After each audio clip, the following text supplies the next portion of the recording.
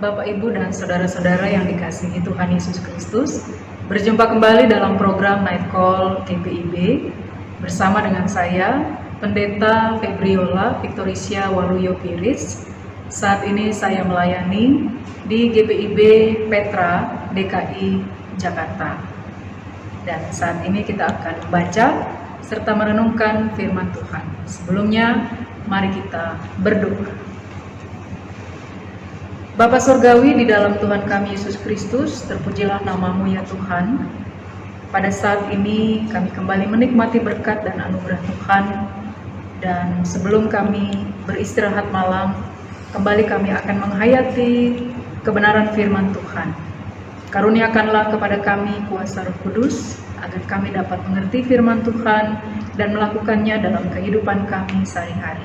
Terima kasih Tuhan, di dalam nama Tuhan Yesus kami berdoa. Amin. Bapak, Ibu, dan Saudara yang terkasih, pembacaan firman Tuhan pada saat ini terambil dari Kisah Para Rasul pasal 4 ayat 32 hingga ayat 37. Demikian firman Tuhan. Cara hidup jemaat. Adapun kumpulan orang yang telah percaya itu, mereka sehati dan sejiwa, dan tidak seorang pun yang berkata bahwa sesuatu dari kepunyaannya adalah miliknya sendiri, tetapi segala sesuatu adalah kepunyaan mereka bersama. Dan dengan kuasa yang besar, rasul-rasul memberi kesaksian tentang kebangkitan Tuhan Yesus, dan mereka semua hidup dalam kasih karunia yang melimpah-limpah. Sebab tidak ada seorang pun yang berkekurangan di antara mereka, karena semua orang yang mempunyai tanah atau rumah menjual kepunyaannya itu, dan hasil penjualan itu mereka bawa dan mereka letakkan di depan kaki rasul-rasul. Lalu dibagi-bagikan kepada setiap orang sesuai dengan keperluannya. Demikian pula dengan Yusuf, yang oleh rasul-rasul disebut Barnabas, artinya anak penghiburan, seorang Lewi dari Siprus.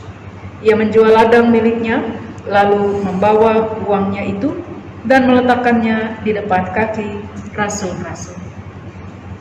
Demikianlah pembacaan firman Tuhan, terpujilah Kristus, haleluya. Bapak, Ibu, dan saudara-saudara yang dikasihi Tuhan Yesus Kristus, melalui firman Tuhan pada saat ini kita akan belajar bagaimana cara hidup jemaat mula-mula yang terdapat dalam kitab Kisah Para Rasul ini. Setelah peristiwa turunnya Roh Kudus atau Pentakosta, orang yang percaya semakin banyak dan mereka selalu berkumpul bersama-sama. Apa yang mereka lakukan? Mereka sehati dan sejiwa hidup dalam persekutuan yang indah dan juga rukun. Tidak ada yang berkata bahwa sesuatu dari kepunyaannya adalah miliknya sendiri, tetapi segala sesuatu adalah milik bersama. Mereka semua hidup dalam kasih karunia Tuhan Yesus Kristus yang sangat melimpah-limpah. Tidak ada seorang pun yang berkekurangan di antara mereka. Artinya, di antara mereka tidak ada yang namanya kaya ataupun miskin. Semuanya sama. Sungguh indah kehidupan persekutuan seperti ini. Seperti juga yang dikatakan oleh pemazmur dalam kitab Mazmur pasal 133 ayat 1. Sungguh alangkah baiknya dan indahnya apabila saudara-saudara diam bersama dengan rukun. Bapak, Ibu, dan saudara yang dikasihi Tuhan, bagaimana bisa tercipta kebersamaan yang sedemikian indah dan juga rukun? Apa yang membuat jemaat mula-mula bisa terus mempertahankan kesetiaan mereka dalam hidup bersama? Mari kita renungkan bahwa yang pertama, mereka sangat mengutamakan kepentingan bersama. Konsep pemikiran mereka seperti juga yang dikatakan dan dinasihatkan oleh Rasul Paulus yang terdapat dalam surat Filipi pasal 2 ayatnya yang keempat. Dikatakan, dan janganlah tiap-tiap orang hanya memperhatikan kepentingannya sendiri, tetapi kepentingan orang lain juga. Memperhatikan orang lain bukanlah hal yang mudah, karena pada dasarnya manusia memiliki sifat egois yang hanya memikirkan dirinya sendiri atau kepentingannya sendiri. apalagi di tengah-tengah kesulitan ataupun pergumulan yang sedang dihadapi. Pastinya akan sangat sulit untuk bisa memperhatikan orang lain. Tapi sebagai orang yang beriman dan percaya kepada Tuhan Yesus Kristus, kita harus belajar seperti jemaat mula-mula yang memiliki konsep untuk mengutamakan kepentingan bersama. Kemudian yang kedua, apa yang mereka lakukan?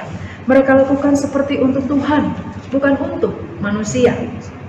Seperti juga yang dikatakan dalam Kolose pasal 3 ayatnya yang ke-23.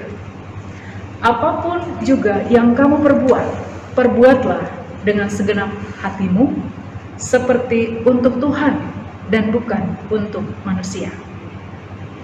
Ini adalah konsep kehidupan jemaat mula-mula pada masa itu.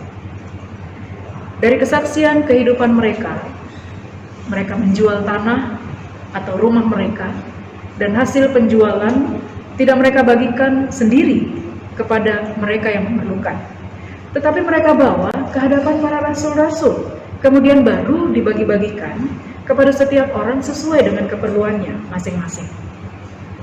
Gambaran ini menunjukkan bahwa apa yang mereka lakukan bukan semata-mata untuk manusia, tetapi untuk Tuhan. Mari kita belajar dari kehidupan jemaat mula-mula yang begitu saling mengasihi, saling memperhatikan, mendukung, menopang satu dengan yang lainnya. Inilah yang terjadi pada kehidupan jemaat mula-mula. Tidak ada seorang pun yang dapat hidup seorang diri, karena setiap orang pastinya membutuhkan orang lain. Bersama-sama akan membuat pekerjaan atau beban kita menjadi ringan dan dapat berbuat banyak hal. Ketika kita berkumpul bersama-sama, bisa menjadi sebuah persekutuan yang sejati, persekutuan yang sehati, sepikir, dan satu tujuan dalam melayani dan memuliakan Tuhan. Kebersamaan jemaat mula-mula bukan hanya membuat hidup mereka penuh dengan sukacita dan bahagia, tapi melalui kehidupan mereka, banyak orang menjadi percaya, dan keindahan hidup persekutuan mereka menjadi sempurna oleh karena kasih karunia Tuhan Yesus Kristus yang berlimpah di dalam persekutuan mereka. Bapak, Ibu, dan Saudara yang dikasihi Tuhan, kesehatian dan kepedulian terhadap satu dengan yang lain akan menimbulkan rasa persaudaraan yang begitu kuat dan juga erat. Kekuatan ini akan menjadikan suatu patokan untuk membangun persekutuan umat Tuhan yang semakin peduli dan juga mengasihi. Sehingga nama Tuhan Yesus Kristus semakin diagungkan dan juga dimuliakan melalui kehidupan persekutuan umatnya di masa sekarang ini dan juga di masa-masa yang akan datang. Demikianlah renungan pada malam hari ini. Tuhan Yesus memberkati kita semua. Amin. Bapak, Ibu, dan Saudara yang dikasihi Tuhan, marilah kita berdoa. Bapa Surgawi, di dalam Tuhan kami Yesus Kristus, kembali kami datang berdoa dan memohon kepadamu ya Tuhan, kiranya kuasa Roh Kudus daripada Tuhan akan senantiasa memampukan kami dan menguatkan kami untuk senantiasa hidup saling mengasihi, mendukung, menopang, dan memperhatikan orang lain yang ada di sekitar kami.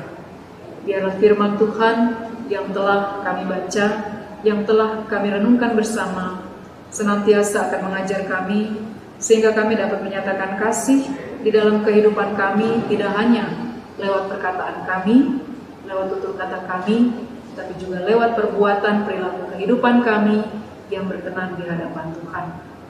Tuhan, terima kasih untuk hari ini, untuk berkat penyertaan-Mu di sepanjang hari ini yang telah kami rasakan. Kami bersyukur kepadamu Tuhan dalam karya dan kerja kami, dalam segala usaha kami, bahkan juga dalam pelayanan kami yang telah kami lakukan di sepanjang hari ini.